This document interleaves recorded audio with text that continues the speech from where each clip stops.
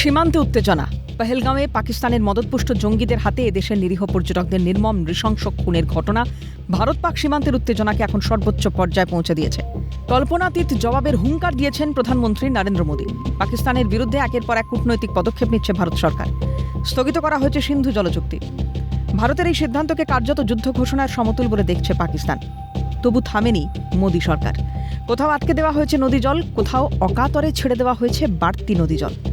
সেই নদী জলে কোথাও ভাসছে পাকিস্তান, কোথাও আবার জলের তীব্র আকাল পাকিস্তানে। আন্তর্জাতিক মহল থেকে দেশের উন্নয়নের জন্য যে অর্থ সাহায্য পায় পাকিস্তান, সেই টাকা তারা খরচ করে জঙ্গি মদতে। অভিযোগ জানিয়ে বিশ্বের দরবারে সওয়াল করেছে ভারত। পাকিস্তানকে আর্থিক অনুদান বন্ধের আর্জি জানানো হয়েছে এশিয়ান ডেভেলপমেন্ট ব্যাংকের কাছে। একই আর্জি নিয়ে আন্তর্জাতিক অর্থ তহবিল বা IMF-এরও দ্বারস্থ হয়েছে ভারত। মোদী সরকারের সাফ কথা, জঙ্গি মদত বন্ধ না করা পর্যন্ত পাকিস্তানকে অর্থ সাহায্য বন্ধ করা হোক।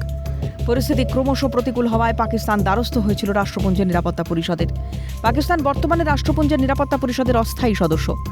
নিরাপত্তা পরিষদের স্থায়ী সদস্য রাষ্ট্র 5টি: আমেরিকা, ব্রিটেন, রাশিয়া, চীন এবং ফ্রান্স।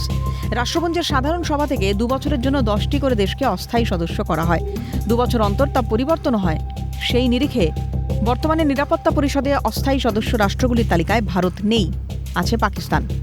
ভারতের অনুপস্থিতির সুযোগ কাজে লাগাতে চেয়েছিল পাকিস্তান। ভারতের পশ্চিম পাড়ের এই দেশ সবসময় চায় বিশ্ব দরবারে ভারত পাক সম্পর্কের সব আলোচনাতেই কেন্দ্রবিন্দুতে থাকুক কাশ্মীর। এবার সেটাই চেয়েছিল পাকিস্তান। পহেলগাঁওয়ের নির্মম হত্যাকাণ্ডের পর তাই এরকম জঘন্যতম নারকীয় হত্যালীলাকে স্বাধীনতার যুদ্ধ বলেও চালাতে চেয়েছিল পাকিস্তানের কেউ কেউ। খুনি জঙ্গিদের দিতে চেয়েছিল স্বাধীনতা যোদ্ধার মর্যাদা। আরও স্পষ্ট হয়েছিল জঙ্গিদের পেছনে আছে পাক মদত। স্বভাবতই রাষ্ট্রপুঞ্জের নিরাপত্তা পরিষদের দ্বারস্থ হয়েও সুবিধা করতে পারল না পাকিস্তান। কাশ্মীর ইস্যুতে ভারতকে কোণঠাসা করার পাক চেষ্টা শুধুই ব্যর্থ হয়নি, রাষ্ট্রপুঞ্জের নিরাপত্তা পরিষদের বৈঠকে কার্যত মুখ পুড়েছে পাকিস্তানের। পহেলগাঁও কাণ্ডে লস্কর যোগ রয়েছে কিনা তা নিয়েও প্রশ্ন উঠেছে রাষ্ট্রপুঞ্জের বৈঠকে। ধর্মীয় পরিচয় জেনে পর্যটকদের খুন করার ঘটনার কড়া নিন্দা করেছে রাষ্ট্রপুঞ্জের নিরাপত্তা পরিষদ।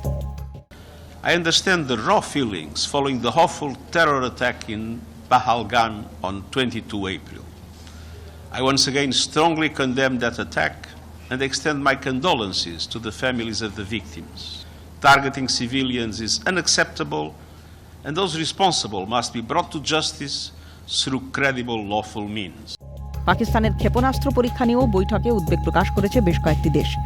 ভারতের সঙ্গে দ্বিপাক্ষিক আলোচনার মাধ্যমে সমস্যা মেটানোর পরামর্শ দিয়েছে রাষ্ট্রপুঞ্জের নিরাপত্তা পরিষদ। সব মিলিয়ে রাষ্ট্রপুঞ্জের নিরাপত্তা পরিষদের রুদ্ধদ্বার বৈঠক থেকে খালি হাতেই ফিরতে হয়েছে পাকিস্তানকে। বিশ্ব দরবারেও সন্দেহের তালিকায় রয়ে গেল পাকিস্তান। এর আগেও বিশ্ব দরবারে মুখ পুড়েছিল পাকিস্তানের। 2019 সালে পুলওয়ামা হামলার সময় এই পাকিস্তানকেই আন্তর্জাতিক অনুদান বন্ধ করেছিল আন্তর্জাতিক মহল। ধূসর তালিকায় পাঠানো হয়েছিল পাকিস্তানকে। আন্তর্জাতিক মঞ্চে ভারত প্রমাণ করেছিল বিদেশ থেকে উন্নয়নের কাজে নেওয়া অনুদানের অর্থ জঙ্গি পুষতে ব্যবহার করে পাক সরকার। এবারও বিশ্বমঞ্চে সে কথাই তুলে ধরেছে ভারত। ঘরে বাইরে কার্যত বিধ্বস্ত পাকিস্তান। জঙ্গিদের পাক মদত বন্ধ করতে ভারত যে আর পিছুপা হবে না, মোদী সরকারের একের পর এক পদক্ষেপেই তা স্পষ্ট। আন্তর্জাতিক স্তরেও যে ভারত নিজেদের বক্তব্যকে যথাযথভাবে তুলে ধরতে পেরেছে, তারও প্রমাণ মিলল রাষ্ট্রপুঞ্জের নিরাপত্তা পরিষদের বৈঠকে। ভারতকে কোণঠাসা করতে গিয়ে বিশ্ব দরবারে তাই বিপাকে Pakistan. Bureau report, Calcutta news.